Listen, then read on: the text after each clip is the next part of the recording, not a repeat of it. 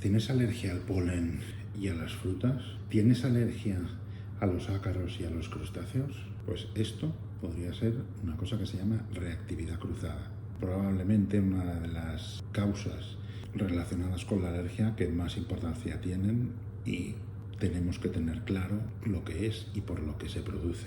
Bien, la reactividad cruzada es un fenómeno por el cual nuestro organismo, al identificar dos secuencias de proteínas similares, las puede identificar como si fuesen iguales. ¿Eso qué significa y qué repercusión tiene? Vamos a pensar, por ejemplo, en un polen, ¿vale? Y en un alimento de origen vegetal vamos a pensar en una fruta. Tanto el polen como las frutas tienen algunas proteínas que se parecen mucho entre ellas. Entonces, al parecerse tanto, el cuerpo las identifica como si fuese la misma, y de tal manera que tenemos los síntomas respiratorios, los alérgicos a pólenes, y estornudos, les pica la nariz, los ojos y tal, cuando tienen contacto con esos pólenes. Cuando ingieren alguna fruta y tiene una similitud estructural suficiente como para desencadenar una reacción, puede hacer una reacción alérgica diferente de la que tenía de tipo respiratorio al ingerirlo, ¿vale? Es decir, que es muy típico en los pacientes que son alérgicos a pólenes empezar a desarrollar con el tiempo, con alguna fruta, suele ser lo habitual, un cuadro de que cuando lo comen le pican los labios, pican la lengua, puede ser incluso cuadros más serios, puede ser cuadros de urticaria y tal. Normalmente suele empezar por lo que nosotros llamamos un síndrome de alergia oral, ¿no? Que es pican en los labios, en la lengua, en la boca al comerlo, ¿vale? Igualmente que pasa esto entre los pólenes y los alimentos de origen vegetal, hemos hablado de las frutas, pero igual pasaría, por ejemplo, con los frutos secos, ¿vale? Puede pasar también con los pacientes que son alérgicos a ácaros. Lo más frecuente por reactividad cruzada, en este caso alergia alimentaria, sería la alergia a los crustáceos, gama, langostino, bogavante, etc., ¿vale? Es verdad que puede incluir otras familias de mariscos, a veces los moluscos, a veces cefalópodos también los puede incluir, pero no es tan frecuente, ¿vale? En nuestro medio, ¿vale?, lo más frecuente es la alergia a ácaros, y lo más frecuente es encontrar que esos alérgicos a ácaros son alérgicos habitualmente a los crustáceos.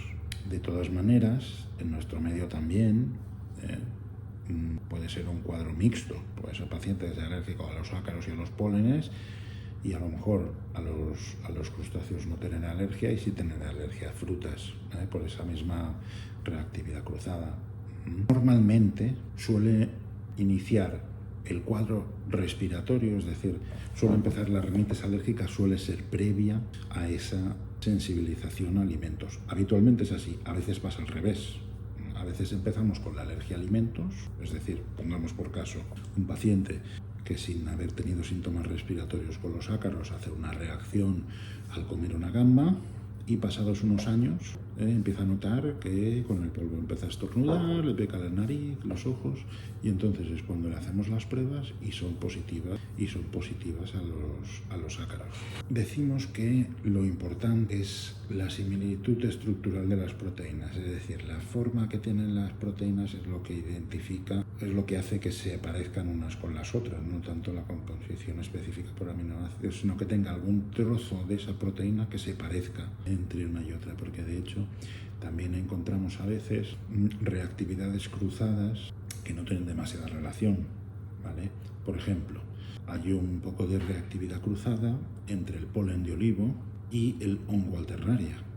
En principio eso lo pensaríamos, y son dos cosas que no tienen nada que ver una con la otra. Una cosa es un polen que viene de un árbol, ¿vale?, y el otro es un hongo ambiental que es de la familia de los hongos. No tienen nada que ver una con la otra, pero tienen una zona proteica que es de estructura similar entre una y otra. Entonces, a veces el cuerpo lo identifica como que fuese la misma, Entonces, es muy frecuente encontrar pacientes, cuando te hacen las pruebas, que son positivas a ambas. ¿En qué más cosas podemos encontrar reactividad cruzada?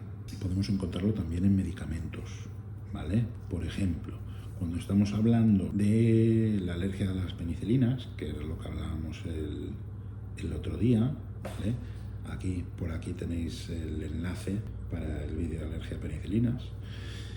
Lo que vemos con frecuencia es que entre diferentes familias de beta-lactámicos hay diferentes grados de reactividad cruzada, ¿vale? Así, por ejemplo, la reactividad cruzada entre la penicilina y la amoxicilina es muy alta. Esto es porque en este caso hay una estructura que se llama el núcleo beta-lactámico de este grupo de antibióticos, que la mayoría los tienen en común, y entonces, claro, si tú has desarrollado anticuerpos contra ese núcleo beta-lactámico, si te has vuelto alérgico con uno de esos beta-lactámicos, con otro también tendrás alergia. Entonces, esto de la reactividad cruzada es muy importante, ¿vale? Porque es lo que desencadena bastantes problemas en los pacientes, sobre todo por el tema de alergia a alimentos, ¿vale? Pacientes que son alérgicos, por ejemplo, una cosa que llamamos nosotros panalergenos, que muchos alimentos de origen vegetal tienen una proteína que es muy similar entre ellas, entre muchos alimentos de origen vegetal, incluso de familias diferentes, e incluso con polen. Si uno tiene alergia a esta proteína, va a dar pruebas y síntomas con muchos alimentos diferentes, ¿vale?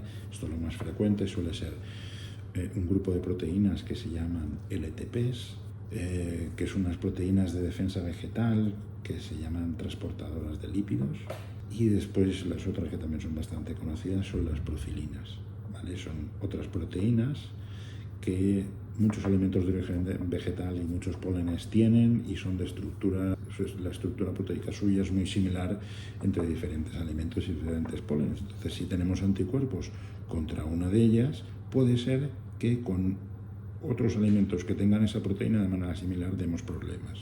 Por eso es importante lo del tema de la reactividad cruzada. Si os ha gustado, dadme a me gusta. Si queréis podéis seguirme en mi canal, que iremos sacando vídeos nuevos de diferentes cosas del tema de la alergia que pueden ser interesantes, ¿vale? Venga, a combatir la alergia.